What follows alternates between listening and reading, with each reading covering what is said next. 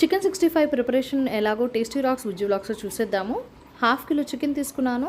ఒక ఎగ్ పగలగొట్టి ఇందులో 6 స్పూన్లు కార్న్ ఫ్లోర్, 2 స్పూన్ల మైదా, కొంచెం రెడ్ ఫుడ్ కలర్, చిటికెడు పసుపు, సాల్ట్ టేస్ట్కి తగ్గట్టు, కారం 1 or 2 టేబుల్ స్పూన్స్ వేసుకుని అల్లం వెల్లుల్లిపాయ పేస్ట్ 1 స్పూన్ వేసి కలుపుకోవాలి.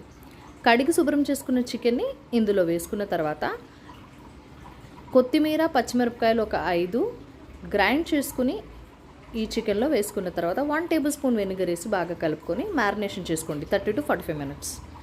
మ్యారినేట్ అయిన చికెన్ని హీట్ అయిన ఆయిల్లో వేసి బాగా డీప్ ఫ్రై చేసుకోవాలి.